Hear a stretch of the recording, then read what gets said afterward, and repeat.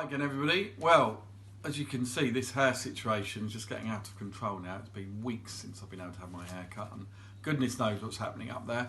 Still, I will do my best to read you today Robin Hood and the Great Coach Robbery. I hope you enjoy it. Long ago there was a good king named Richard. King Richard went away to war, so his evil brother Prince John ruled the kingdom. Prince John liked living in Richard's castle. He liked wearing Richard's crown, but he liked Richard's gold most of all. Prince John slept with the gold. He also shared his room with his servant, Sir Hiss. Sir Hiss hissed whenever he talked, and he talked all of the time. "I want more gold," roared Prince John. He sent the sheriffs to all the towns. The people had to give him their last gold coins. Soon the people were very poor and Prince John was very rich. There's the prince there. But there was someone who could help the poor. His name was Robin Hood. He lived in Sherwood Forest with his band of merry men. Robin and his men didn't like what Prince John was doing. "People don't have enough money to buy food," said Robin's best friend, Little John. "We'll have to teach Prince John a lesson," replied Robin Hood. So, late one night, Robin Hood and Little John went to the castle. They waited for a cloud to cover the moon. Then they climbed into the castle. "The guards are asleep," whispered Robin Hood. The two friends sneaked into Prince John's room. Prince John and Sir Hiss were fast asleep too. Snored Sir Hiss. Robin Hood and Little John took all the gold they could carry. The next day, Robin Hood and Little John gave the gold back to the people. They told them to buy food and clothes. Prince John still had a lot of gold, but now a little bit was missing. That made him very angry. "Bandits are stealing my gold," he shouted. Prince John called for the sheriff. He told him to find the bandits. "Search until you find them," he ordered. The sheriff knew that Robin Hood was the thief, so he and his soldiers searched Sherwood Forest. They looked behind trees, they looked under bushes, they looked everywhere except up. Robin Hood and Little John were hiding in a tree. The sheriff couldn't find them anywhere.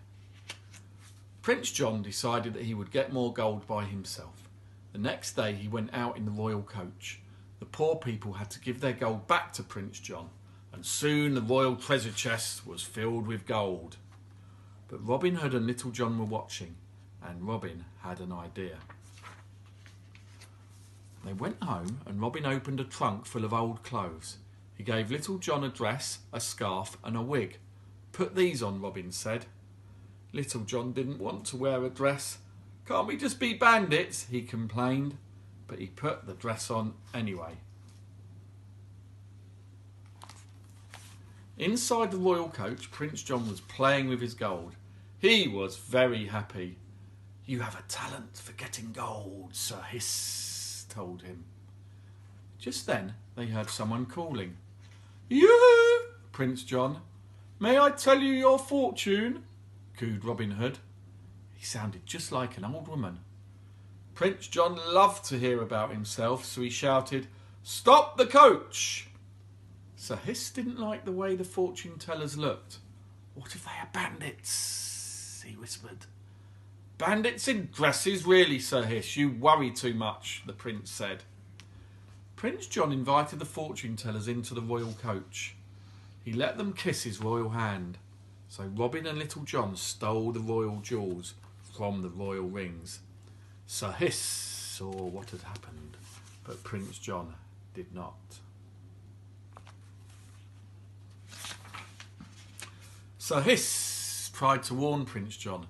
"Sire, did you see what they—" "Sir Hiss, stop tickling my ear," the prince snapped.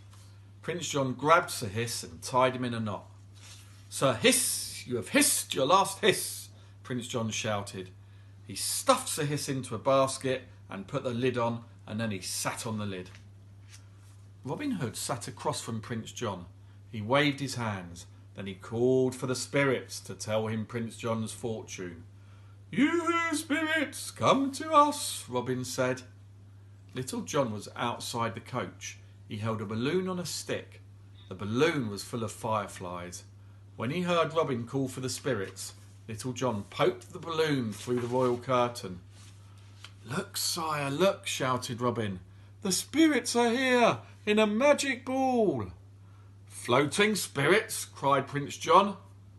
Robin looked into the balloon. "I see a face in the magic ball. It is a royal face. A kind, handsome, lovable, wise and cuddly face." "That's me," said Prince John.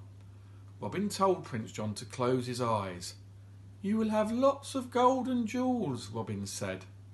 While he talked, Robin passed sacks of gold out of the coach window to Little John. Little John noticed that the coach's wheels were pure gold, so he took some of those off as well. While Robin was pretending to tell the prince's fortune, Little John looked around. Zzz, snored the royal guards. They were all fast asleep. He drilled a hole in the bottom of the treasure chest. Clink, clank, clink, clank, clinkety clank. The coins fell out through the hole and Little John took all the gold. Suddenly